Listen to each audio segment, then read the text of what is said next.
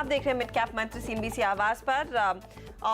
वेंकीज एक ट्रेड जो अब 2400 के ऊपर ट्रेड करता हुआ नजर आ रहा है। हमने इसकी चर्चा की थी जब ये करीब 2350 के आसपास था। वहां पर एक अच्छा खासा मोमेंटम देखिए, डेज हाई पर ये स्टॉक इस समय कारोबार कर रहा है। एक्शन है भरपूर तेजी की तरफ आज के सत्र में। ashwinigujral.com के अश्विनी गुजराल को अब जोड़ लेते हैं, उनसे पूछते हैं कि ये क्या ट्रेड इस समय स्पॉट करे। अश्विनी, आफ्टरनून, एक अच्छी तेजी और हफ्ते की बहुत ही मजबूत शुरुआत हुई है। बताइए आपने क्या स्पॉट किया, तेजी का ट्रेड एक्सटेंड करेंगे? देखिए, पिछले हफ्ते तेज़ी का ट्रेड था ताकि आज आपको तेज़ी मिलती है। अब तेज़ी का ट्रेड स्पॉट करके मेरे हिसाब से बहुत ज़्यादा फ़ायदा नहीं है। इनफैक्ट हमने सुबह अपना मुनाफा भी बुक किया था। देखिए, कॉशियस होने की बात है क्योंकि काफ़ी तेज़ रैली आई हुई है 10,700 से, और अगर 2-4-5% करेक्शन स्टॉक्स में आएगी तो काफ़ी ये निवेशक जो हैं वो हिल जाएंगे। तो मेरे हिसाब से आधा मुनाफा ले लें और आधे को कैरी कर लें। इस वक्त बहुत कोई लंबा चौड़ा ट्रेडिंग अपॉर्चुनिटी नहीं है। ट्रेडिंग की जा सकती है बिना अपॉर्चुनिटी के, बट अपॉर्चुनिटी नहीं है। ठीक है। इंडिविजुअल स्टॉक्स में टाटा स्टील में बाय है 515 स्टॉप, 535 का टारगेट। BEML में बाय है 910 का स्टॉप, 945 का टारगेट। और इंडिया सीमेंट में बाय है 98 का स्टॉप और 110 का टारगेट। ओके, इंडिया सीमेंट 110 के टारगेट के लिए तेजी की पोजीशन, और टाटा स्टील में भी एक बाय कॉल 535 का टारगेट। अश्विनी कह रहे हैं कि इंडिविजुअल स्टॉक्स पर ध्यान दीजिए, लेकिन इंडेक्स में अगर पोजीशन है कुछ मुनाफा वसूली पर भी जोर दीजिए क्योंकि काफी भाग चुका है बाजार। तीसरी पिक इनकी BEML 945 का टारगेट, 910 का स्टॉप लॉस रहेगा। शुक्रिया अश्विनी हमारे लिए समय निकालने के लिए। एक नजर लेकिन एविएशन कंपनियों पर भी होनी चाहिए। दरअसल इथियोपियन एयरलाइंस का बोइंग 737 मैक्स, इसका एक विमान दुर्घटनाग्रस्त होने के बाद अब भारतीय विमानों को लेकर भी चिंता खड़ी हो गई है। दरअसल 5 महीनों में बोइंग 737 मैक्स विमान का यह दूसरा बड़ा हादसा है। DGCA जल्द ही बोइंग 737 मैक्स विमान को लेकर निर्देश जारी कर सकती है। आज सुबह ही चाइना ने बोइंग 737 मैक्स के सभी विमानों को, सभी उड़ानों को ग्राउंड कर दिया है। भारत में क्या DGCA इस मामले को लेकर करने वाली है? अलर्ट पर तो जरूर है। हमारे संवाददाता रोहन सिंह हमारे साथ जुड़ गए हैं। बताइए रोहन, ये मैक्स 737 को लेकर जो लगातार चिंताएं उभर कर आ रही हैं, DGCA इस पर क्या सोच रहा है, क्या कुछ बड़ा एक्शन ले सकती है?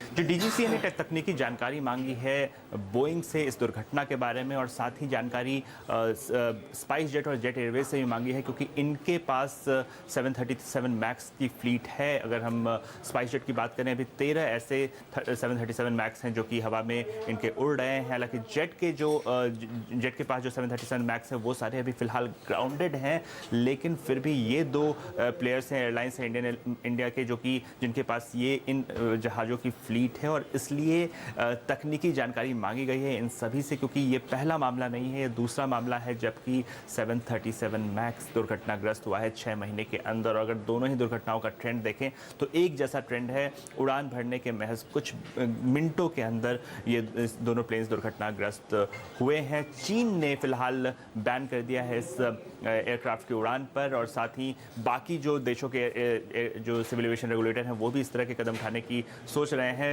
जब इससे पहले 6 महीने पहले जब लॉयन एयर का विमान दुर्घटनाग्रस्त हुआ था, उस वक्त DGCA ने जांच की थी और हालांकि ये पाया था कि ये एयरवर्दी है, इसमें कोई दिक्कत नहीं है, लेकिन कुछ प्रोटोकॉल्स को फॉलो करने की ज़रूरत है और इमरजेंसी के केस में किस तरह से पायलट बिहेव करें उसको लेकर भी कुछ गाइडलाइंस इशू की गई थी। लेकिन जो जहाज़ है उसकी तकनीकी स्पेसिफिकेशंस को लेकर कोई सवाल DGCA ने नहीं खड़े किए थे। लेकिन ये दूसरा मामला है, इसलिए अब DGCA को एक बार देखना पड़ेगा क्योंकि जो टेक्निकल डिटेल्स है वो मांगी गई है, और उसके बाद DGCA डिसाइड करेगा कि क्या इस पर किसी तरह की तात्कालिक रूप से रोक लगाने की ज़रूरत है या फिर नहीं। शुक्रिया इस अपडेट के लिए। देखिए, दो कंपनियां आपने ध्यान में रखनी है इस पर्सपेक्टिव में, एक है स्पाइस जेट, दूसरा है जेट एयरवेज। अब जेट एयरवेज की ज्यादातर फ्लाइट्स तो वैसे भी ग्राउंडेड है दूसरी दिक्कतों के चलते, लेकिन स्पाइस जेट की फ्लीट में बड़े पैमाने पर 737 मैक्स में कंपनी निवेश कर रही थी, जो हमने 6 महीने पहले कंपनी से बातचीत भी की थी एक्सक्लूसिवली। इसी विमान को लेकर काफी बुलिश रही है कंपनी, और अगर यहाँ पर लगातार दिक्कतें सामने निकल कर आ रही है तो खतरा यही है, डर यही है कि जब तक बोइंग की ओर से कोई कड़ा कदम नहीं आ जाता कि वो अपना सिस्टम अपडेट करेंगे, शायद ये विमान आगे ग्राउंड हो सकते हैं। अभी भी डीजीसीए ने इस पर और डिटेल लेना है बोइंग से, बोइंग का जवाब आना बाकी है, और फिर फाइनली देखना है कि स्पाइस जेट इस पर क्या कुछ एक्शन लेगा या नहीं। एक चीज में जो विदेशी वेबसाइट्स पर पढ़ रही थी और विदेशी अखबारों और न्यूज चैनलों पर चर्चा हो रही है, दरअसल मैक्स में एक न्यू ऑटोमेटेड सिस्टम लगाया गया है जिसको लेकर बार बार दिक्कतें आ रही है। 2 इंस्टेंसेस हो चुके हैं जहां पर दोनों ही विमान दुर्घटनाग्रस्त हुए हैं, तो इस समय डीजीसीए भी थोड़ा सा अलर्ट पर है इस पर्टिकुलर एयरक्राफ्ट को लेकर। तो ये एक इंपॉर्टेंट खबर, इस पर नजरें रखनी होंगी। चलिए मार्केट पर वापस लौटते हैं, और प्रकाश ने एक स्पॉट कर लिया है ट्रेड। बताइए सर, क्या निकाला? सन फार्मा मुझे अच्छा लगता है। सन फार्मा में ये कप मूव शुरू हुआ है, अभी इसका स्टॉप होना चाहिए करीब 455 ऑन द अपसाइड। अगर टारगेट मिलता है तो करीब 468 टू 470 सन फार्मा। 468 टू 470 आप कह रहे हैं सन फार्मा में तेजी की पोजीशन लेकर चले। अच्छा, तत्काल ट्रेड के लिहाज से माइंड ट्री पर हमारी नजर गई। मुदित ने कहा खरीदिए, 930 के आसपास स्टॉक कर रहा है कारोबार, इस समय आप भी लेंगे क्या? ले सकते हैं, 940 का एक टारगेट हो सकता है, उसके बाद थोड़ा वक्त देंगे तो 1000 की तरफ जाने की कोशिश कर सकता है, क्योंकि माइंड ट्री का जो चार्ट है बढ़िया है। Strong support zone mind tree में 920 के आसपास है।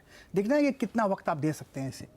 ओके, तो माइंड ट्री में अच्छी खासी सपोर्ट जरूर बना हुआ है। 933 का हाई छूने के बाद 929 के आसपास स्टॉक ट्रेड करता हुआ।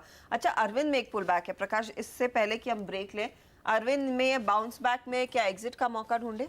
नहीं, बाउंस बैक थोड़ा अपमूव मिल सकता है। 1991 का एक जोन है, वहाँ पर अगर ट्रेडिंग करना है तो ले सकते हैं। स्टॉप होगा 85 का, लेकिन इस ऊपर अपमूव में एक बार तो प्रॉफिट बुक करना चाहिए 100 के पहले। जी हाँ, क्योंकि काफी धुलाई हुई थी, अगर आपको याद होगा पिछले सत्र में इनकी जो अरविंद फैशन ब्रांड लिस्ट हुआ और प्राइस डिस्कवरी को लेकर बाजार कुछ निराश था।